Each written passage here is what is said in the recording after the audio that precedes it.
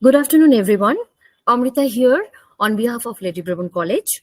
Now, may I request Dr. Srimati Mukherjee, Associate Professor, Department of Philosophy, Lady Brabourne College, to chair the paper presentation session. Over to Srimati.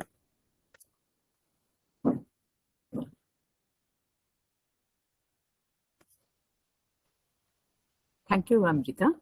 We are now going to start the paper presentation session. I would like to invite Dr. Mitali Bhattacharya first, and the list of the paper presenters are the list is with me, and I'm going to just read out it, and I hope that all of you will maintain the order and join in sequence. And I don't like to have the privilege of saying you, please stop, time is over. So maintain the limited time. You all have 5 minutes in total. And in total, I mean, each presenter will have 5 minutes and maintain the time. Thank you. Over to Mitali.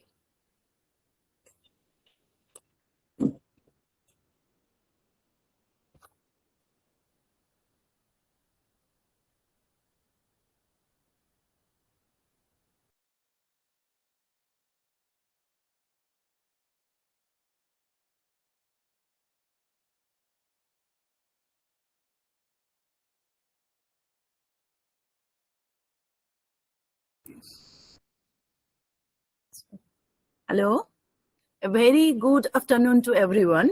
I'm Dr. Mitali Bhattacharya, librarian of this college. Today, wants to share my views regarding her past, present, and future. So, just a minute, please. There is some technical problem. এটা 3 নম্বর কি হচ্ছে next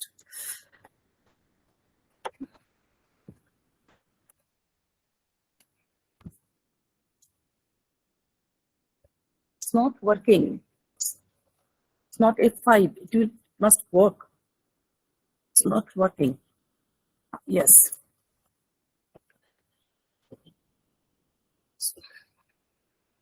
So from the lives of her grandma, great-grandmother, and the other ladies from 3-4 generations ago, we know what is their life actually. One line I must quote from Rabindranath Tagore, নারীকে আপন ভাগ্য জয় করিবার কেন নাহি দিবে অধিকার হে বিধাতা শুধু শূন্যে চেয়ে রব কেন নিজে নাহি লব চিনে সার্থকের পথ. These lines of Tagore sum up the story of her past. In search of her present, actually her present, I have taken some Bengali films. The time period is from 1963 to 2022. The reviews of that film and impact of those films in the society has been studied by using questionnaire and discussion with the viewer. First, the Mahanagar. You have seen, I don't want to tell all the story, time will not be permitted. So Mahanagar, we have seen the wife in utter distress becomes a comrade in arms to her husband. In the film Charulata, we have seen that Charu and Amol come close together. Amol rush out of the house and wanders aimlessly in his courage. On his return, Charu and Bhupati make an hesitant gesture to reach out. In the film Akhoni, we have seen there are some college girls and boys are roaming out, and one day Urmi, one of the most important character of this film, in a trouble, and the masculine character came and gave her shelter. Agdin Pratidin, we have seen the story, the eldest daughter shouldering the bread and butter of a family. But when one day she did not come in house in time, the types of humiliation against her from the family came that I have seen. Then the most important film is Poroma. We have seen the problem of Poroma for getting a sexual freedom. In this way, I am not going to tell all this film. Then the Sheikh Pathure Thala, we have seen the Vandana is deprived from throughout his life, her life. And the final moment of betrayal comes when her own son turns against her. Then Dahon. We have seen all the film Dahon made by Rituparna Ghosh. The film provides a brilliant insight into Indian middle-class moralities, justice, bravery, right and wrong, morals and crime and punishment and so on, and the condition of the women who has been victim of this film. This has been badly worked. Hemanter Pakhi. We have seen the Hoimonti cannot be a good writer and established herself in a society as a writer. So her defeat came to us, Tobo Parajay, More Parajay, Bore Bare Tai Jenichi. And the film Bela Sheshe and Bela Shuru we have seen. We have seen the Aarti she can perform her duty as an individual lady, but her life partner fails to do it.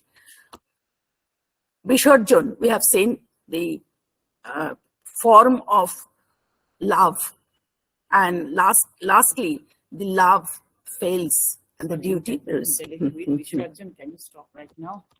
Just a minute. And from this film, we have seen the presence of the present locus standards of the women. And for the future, we again go to the Rabindranath Tagore's. Rabindranath Tagore's line I can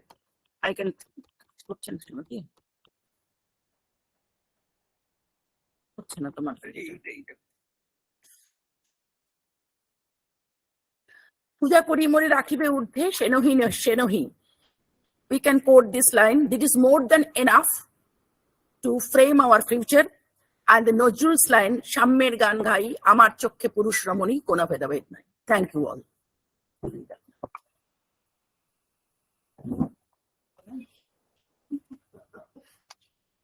Thank you, Mitali. The rest of the names in the list are Ms. Devopriya Bhattacharya, Research Scholar of Women's Studies Center, Vidyasagar University, Dr. Shananda Singh, Guest Lecturer, Heritage Degree College, Dr. Shomita Ghosh of Hooghly Women's College, she is Assistant Professor in Geography, and Mr. Rahul Ghosh, Research Scholar, History Department, and the University of Brabourne. Will you, Devopriya, would you please proceed? Ma'am, I'll just share my screen and start.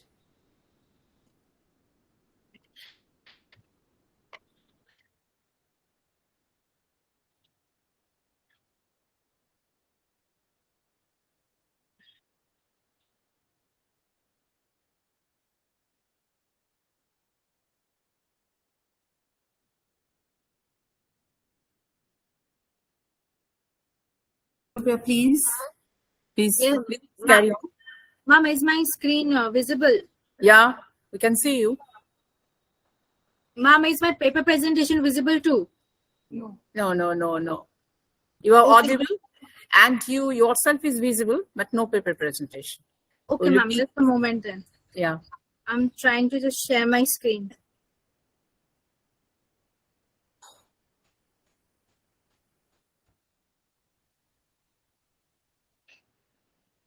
Ma'am, is it visible now? It has started. Yes, ma'am. Then I'll just start. Good afternoon, everyone. Today I, Devopriya Bhattacharya, Research Scholar of Women's Studies Department, Vidyasagar University, I'm going to present a paper on questioning the heroine, cognizing the nature of woman in mega serials in a new light. Now, as we can see by the staggering numbers presented on the screen, we can safely assume that watching TV is part of a very important hobby of every Indian household. Now, my paper would explore the connection not only between TV serials, their portrayal of women and societal perceptions, but it would also problematize the fact that the kind of portrayal that the women is shown in the serial is not close to reality, as we may think of it. Next, we come to some important points which are pertinent to serials. The viewership of mega serials spans across generations, but most of the time, these are the target audience are the women. A main reason for this, in spite of a growth of ideas like feminism and equality, it is the women who are forced to confine themselves within the household during the prime time television, that is the evening, and they do not have the equal freedom like the men to venture outside for recreational activities. So they find their only solace by watching mega serials at home. Next, we come to other pertinent points. At a superficial level, one might observe that several channels like Star Plus, Star Marathi, Colors all offer different storylines and different themes. But if we observe the serial on a deeper level, then we will see that all the characters and the plot lines coincidentally and also incidentally sometimes lead to the same one. They become the same, and all stories inevitably lead to the same kind of endings. And there are certain characteristics like the portrayal of women and characterization of women in serials which have some common points in most of the serials. One of the important characteristics of such that is that all heroines post-marriage lose their career aspirations and interests and even their individuality. And their main career aspiration is to make the man, that is their husband, a better human being or to humble him down. A major example for this kind of portrayal would be the serial Ishqbaaz, of which the poster can be seen on my slide right now. Next, if we observe the roles of the relatives and the husband played by them in the serials, then we'll see that there are other problems too. Like the man in the serial can go to any extent to extract his revenge or to prove his love for the heroine. It is the heroine's duty and also the job to accept him in any circumstance. And the heroine does not have the right to reject him at any form. And the serials accepting this borderline abusive behavior has created it such a way that it becomes a norm within the serials instead of portraying it as serious deviation from normal behavior. Next, we come to other two serials, that is Bhagya Lakshmi and Kundali Bhagya. Here, both the heroines, respectively, of Bhagya Lakshmi, that is Lakshmi, and Prita of Kundali Bhagya, all are ready. Both of them are ready to do anything for their husband or for their family. And in both the serials, the males portray very dangerous behaviors, including abuse and mental abuse, and sometimes physical too. But the heroine, they delve into activities such as cheating, abandonment, harassment, etc. But the heroines are ready to accept them with ultimate forgiveness and with any kind of behavior. That is the most important duty of a good family girl in any serial we speak of. And even if the heroine's work is to save the world, then also she must come down to her roots, that is a family. In Indian serials, the family is the most important factor, be it politics, the love, or the revenge. Every theme of every serial surrounds itself around the institution of family. Next, we come to Beauvoir's ideas in the second sex and how it is connected to the series. In second sex, Beauvoir had talked about the man who becomes the self and the woman who becomes the object. And without the self, that is a man, the object, that is a woman, becomes the other. She is incomplete and is not transcendent herself. However, the man is transcendent. In serials also, be it the heroine or the villain, consider themselves incomplete without a hero, and that is the man.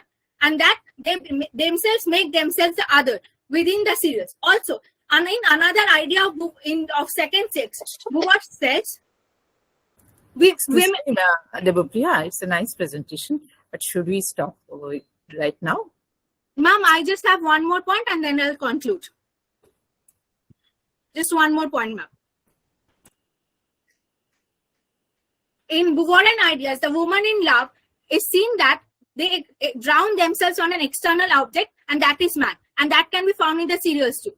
Next, we come to Malvi's idea of male gaze. That is, the woman is always seeking the approval of the male in the serials. And that is active gaze of man. And she does not hold any transformative gaze herself, which the man holds. And next, my last idea and my last theory, that is Kaufman idea from gender advertisements, where we see that the increased presence of the females in the kitchen, in the household, and the less presence of the males in similar household settings. It says that there is a ritual subordination of the work done by women by the man, and also there is license withdrawal on the part of the man from his family.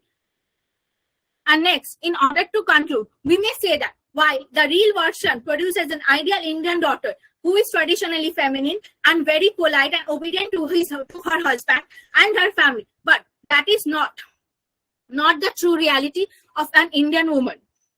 It is just settling for the expectations of the age-old patriarchy system. It is very dangerous. It's a nice presentation. Okay, let's stop here over here. And in order to conclude, I'll just say that the portrayal of women in the series are very derogative and dangerous, problematic in character. And while watching it, we should be careful of those. Thank you. Dr. Shanam Darshan. Dr. Shanam Darshan, guest lecturer at Heritage Degree College. Madam, will you please? Yes, ma'am. I'll just stop sharing my screen. Thank you. And thank you, everyone. Thank you.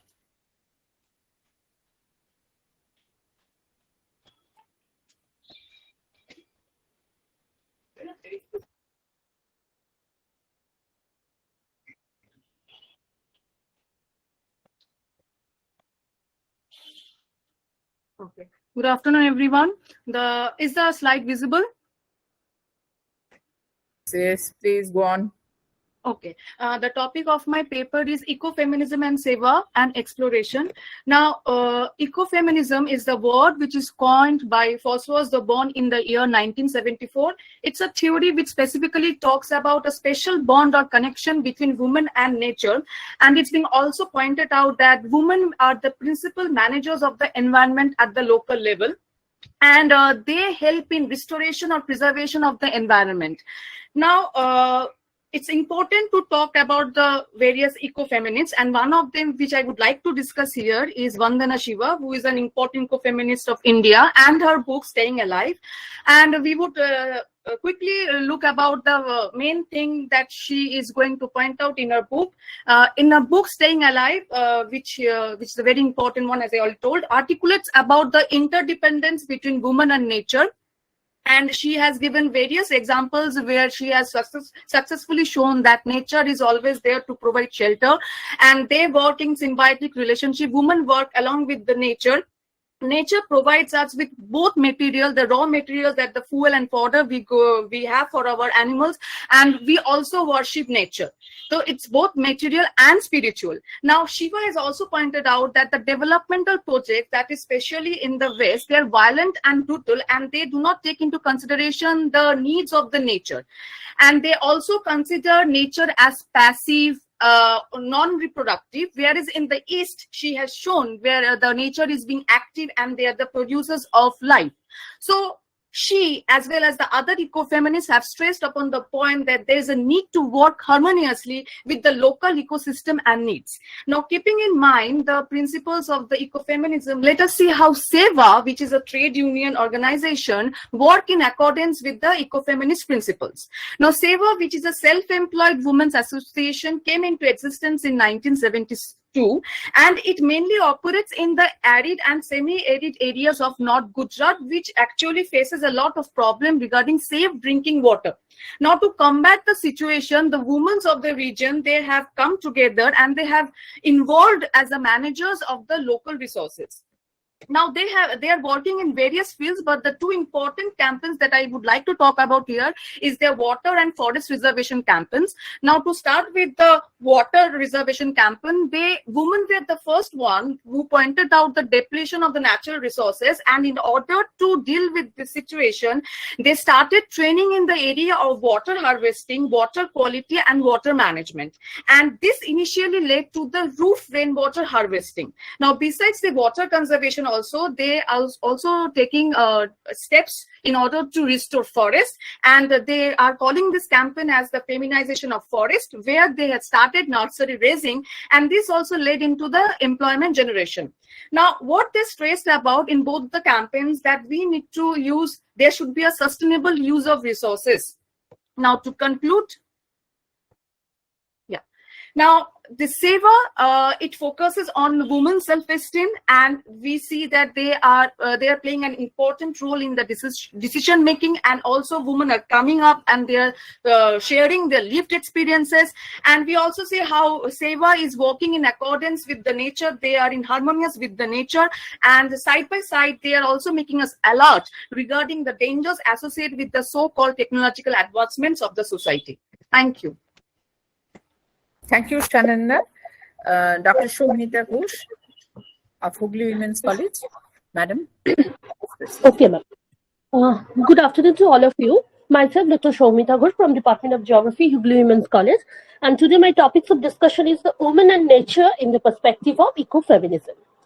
As we know that the environment provides a historical context for understanding the contested relationship between woman and nature, and it articulates strategies for moving beyond the dualistic theories and practices that often frame those relationships. In the year 1974, French writer Françoise de Brabourne, in her book Les Féministes au Monde, coined the term ecofeminism to raise awareness about interconnections between women's oppression and nature's domination in an attempt to liberate women and nature from subordination. Now, the concept of ecofeminism also draws attention to the fact that women are disproportionately affected by environmental issues.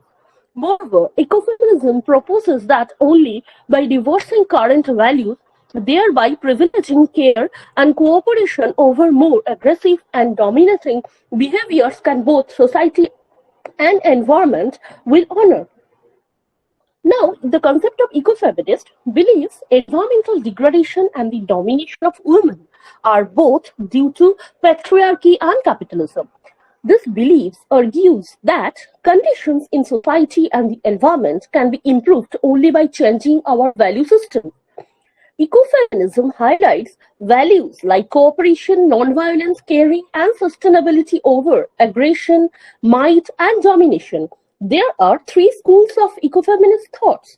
The first one is the cultural feminism, second one is the social ecofeminism, and finally, it is a socialistic ecofeminism. Now, the ecofeminist missions include the French in the year 1973 through the Chipcom Open in Uttarakhand, and after that, in the year 1977, women united in Kenya to combat desertification by planting millions of trees, creating the Green Belt movement. And again, in the year 1980s, women in Harlem united to turn vacant lots into community gardens. This urban greening model spreads to other American locations, including Detroit, where in the year 1994, women developing city gardens called themselves the gardening angles. Now, the concept of ecofeminism, or better to say, ecological feminism, which is now a branch of feminism that explores the relationship between women and nature. Now, a key argument of ecofeminist or ecofeminism is that the degradation of the planet and the exploitation of women are all connected to the patriarchy, and the developing of both has led to distress condition for both the planet and women. When we don't value women or the earth, both suffers tremendously. On the origins of feminism and also how different cultures around the world have made connections with women, the feminine and the earth. From earth goddesses to creation theories, there are countless metaphors and symbolisms from about women and their deep ties to the earth. So, the present discussion tries to put focus on the indispensable relationship between women and nature, in the perspective of ecofeminism, especially in the context of today's ecological crisis. Also, the woman-nature connection offers a transformative perspective in the concept of environmental crisis. Thank you.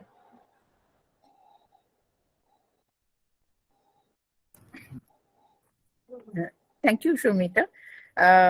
Now, our last participant, only male participant, Mr. Rahul Ghosh, only male participant of this session. Rahul, will you please proceed? Rahul Ghosh is, Ma'am, I have already mentioned, the research scholar, okay. the city of Brabourne. Ma'am, Please proceed. ma'am, am I audible? Yeah, absolutely. Thank you, ma'am. The title of my paper is Women's Organization in Pre-Independence India. The importance of women's organization in modern society is very vital. The India for Women's Empowerment and Women Development, women's organization play a crucial role. Women's organization emerged in India as the result of spread of education and the awareness among the women. The improved communication among women made them aware of the different problems. As a result of this, various women's organizations developed from 19th century onwards. The aim of the study of the paper is how women's organization arose in India and who are the leaders and the issue, who is the advocate in the pre-independence period. The emergence of modern type women's organization began at the period of British rule by the influence of Western culture and the social reform. Many women's organizations established. The first women's organization for women were begun by the help of men. The new religious reform association like Bharadashram, Stri Jarasushtu Mandals, or the Parsi Women's Circle, etc. But the first women organization established by a woman is the Sarala Devi's Chaudhary, the Stri Mahamandal in Allahabad in 1910. The first half of 20th century, the major three women's organizations were originated at Women's Indian Association (WIA) and the National Council of Women in India and the All India Women Conference. And many educated women like Dorothy Jinjatsa, Malati Patwardhan, Sarojini Naidu, Ani Besant, and they are the member of these types of women's organizations. The women's voice, the first two demands for this organized women was the demand for voting rights in India. A woman formed a deputation to Lord Chelmsford. Mr. Montagu asked for the franchises on the same terms as men. Sarojini Naidu, Ani Besant, Hirabai Tata, Begum Sahana spoke on the behalf of women suffrage. Another important issue was the Child Marriage Restraint Act, or well known the Sarda Act, where women's voices were heard much more strongly. Women's organizations are actively organized in support of Sarda Bill. Kamala Devi Chattopadhyay, Margaret Cousins, and the another delegates were the support of Indian legislator for the Sarda Bill in the Assembly. So I conclude that the emergence of women's organization in pre-independence period in India, this organization helped women to come out from domestic boundaries to assemble and fight for their own causes. The process and effort is ongoing till date. Thank you, ma'am. Thank you, Rahul. The whole session was very informative and interesting for me, and I hope that everybody is enlightened with all these paper presentations. Thank you, ma'am. Thank you, everybody. Most welcome. I hereby express my heartfelt thanks to the organizers of this workshop. And now over to